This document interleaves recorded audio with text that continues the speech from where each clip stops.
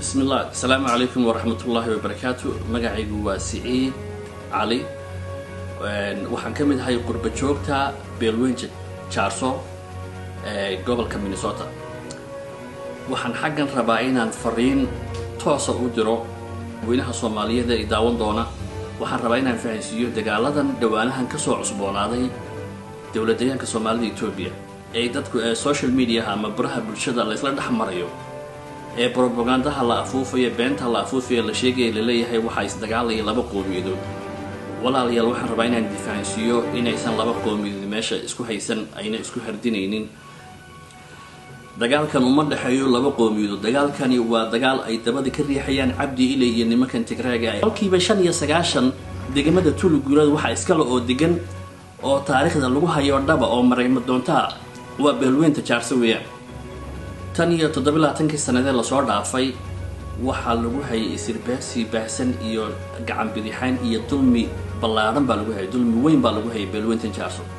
waxaad ogtihiin beelweynta Charso inay dhaqaale ahaan ay dhaqaalahooda kor u kacay oo kabacay oo ay magaalada Jigjiga qayb libax la ka qaateen horumarinteeda iyo dhaqaalaheeda iyo qurxinteeda.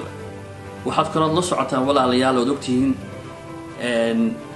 in laga gacan bidixeeyay haba yaraatee power sharing waxa la yiraahdo ama maamulkii dawladda hadii ay noqon lahayd heer hoose ilaa heer degmo iyo heer kalaba ay noqon lahayd in laga gacan bidixeeyay.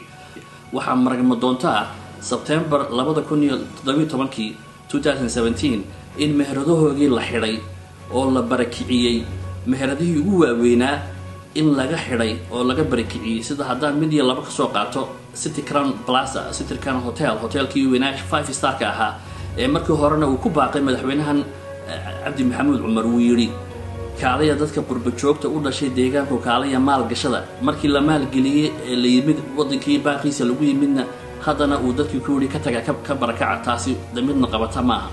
dad deegaanka u dhashay baan nahay meel aan uga soconay ma jirto. annaka u dhalanay Tuulugurad, annaka Jigjiga u dhalanay waa inaan xuquuqdeedii xaqayga ku helnaa. mar dambana lagu gacan bidixayn maayna laguna dulmin maayo beelweynta Charso.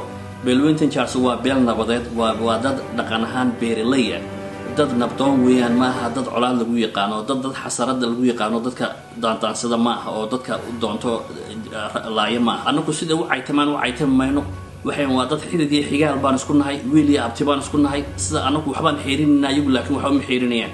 barbaarta Charso ee xaqudar magaca aanu bixiyay xaqudar aanu bixiyay waa inay soo istaagaan, xaqooda u istaagaan, waa inay ka mudaharaadaan, dulmiga waa inay diidaan.